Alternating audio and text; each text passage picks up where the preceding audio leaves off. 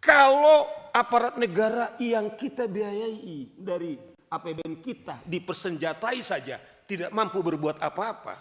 Lihat ormas-ormas itu. Mereka pakai ada PM-nya, telanjang sekali itu pistol-pistolnya, tidak ada itu ditangkap. Dia kejar-kejar dengan belati, ditarik itu pistolnya, tetapi itu polisi tidak bisa berbuat apa.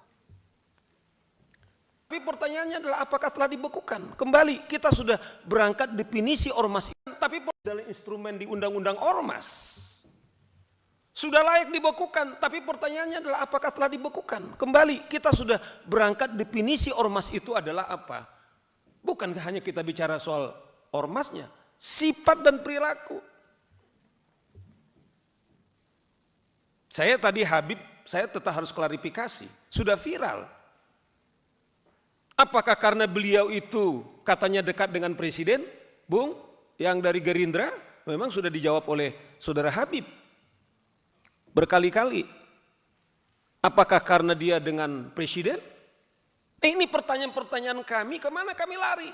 Hanya kita menyuarakan ke wakil kita.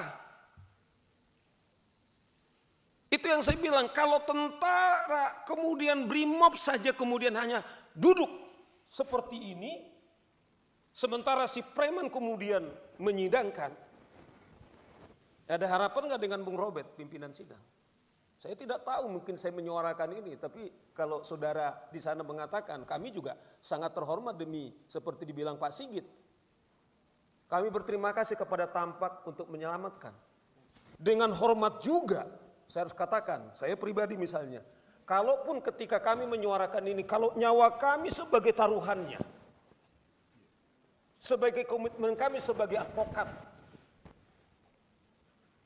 Bung ini tahu, adalah juga sebagai penghormatan kami kepada hukum.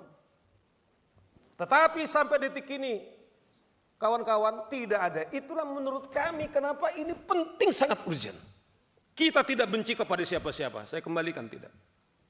Tapi kami harus menyuguhkan fakta-fakta. Itulah urgensinya, bahwa ini harus segera kita selesaikan. Apakah betul yang mulia hanya yang mulia tahu?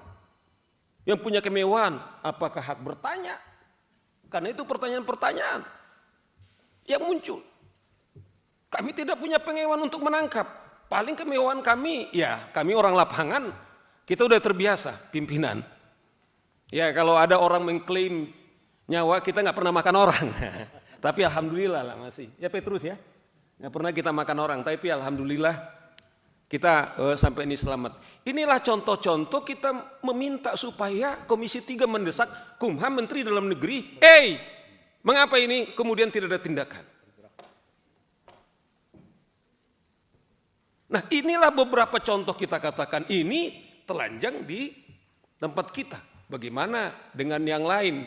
Kita kalau saya selalu mengatakan, kalau aparat negara yang kita biayai dari APBN kita dipersenjatai saja tidak mampu berbuat apa-apa. Saya tidak tahu Komisi 3 mungkin secara pribadi Anda mungkin berhak untuk mengusulkan untuk punya senjata. Tapi saya tahu teman-teman saya ini pimpinan, saya tahu persis, saya bisa bertanggung jawab. Sekalipun kami para advokat berhak untuk memberikan senjata, tidak ada. Tapi lihat ormas-ormas itu.